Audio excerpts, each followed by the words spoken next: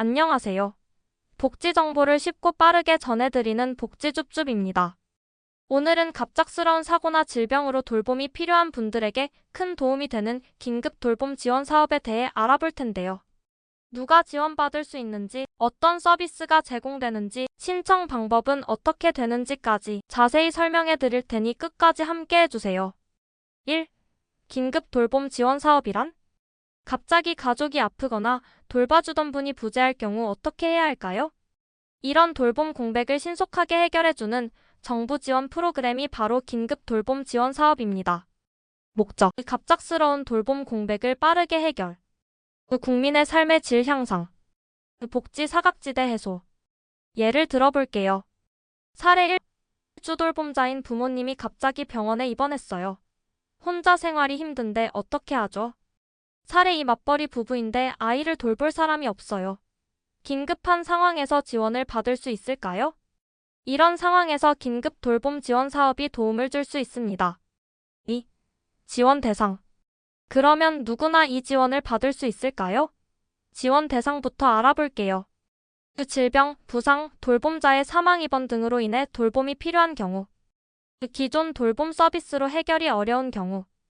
주로 만 19세 이상 성인이 대상이지만 특별한 경우 연령 제한 없이 지원 가능. 중요한 포인트.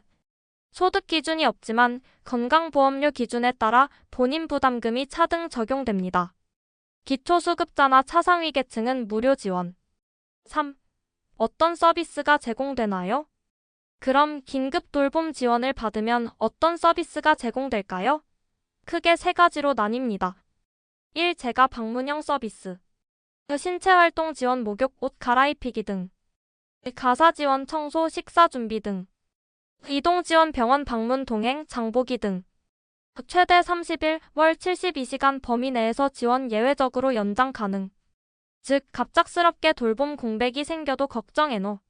정부에서 직접 돌봄을 지원해줍니다. 4.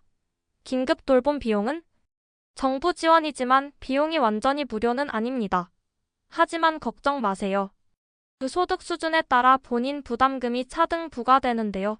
기초수급자 앤드 차상위 계층은 무료. 중위소득 기준에 따라 일부 본인 부담금 발생 가능. 예를 들면 기초생활수급자 무료 지원. 중위소득 100% 이하 저렴한 비용으로 이용 가능. 5. 신청 방법 앤드 절차. 그럼 긴급 돌봄 지원을 받으려면 어떻게 신청하면 될까요?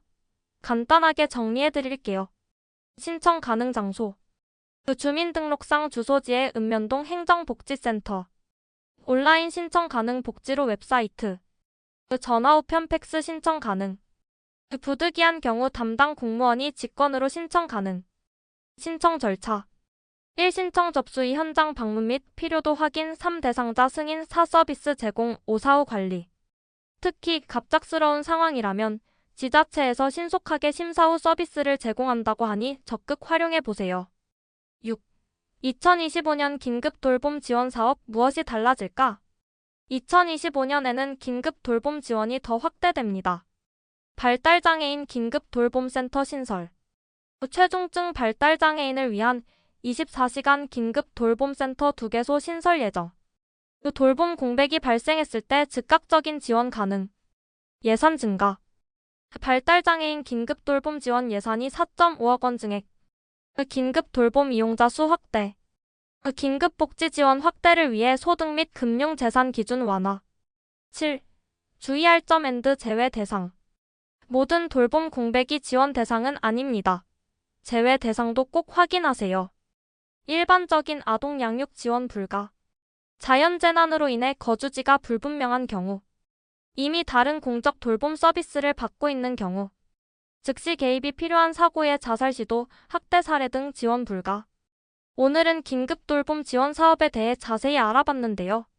신청 대상, 지원 내용, 신청 방법까지 정리해드렸으니 꼭 필요한 분들에게 도움이 되셨길 바랍니다. 앞으로도 놓치면 손해보는 복지 정보 빠르게 전해드릴 테니 구독, 좋아요, 알림 설정까지 부탁드립니다. 다음 영상에서 또 만나요. 안녕.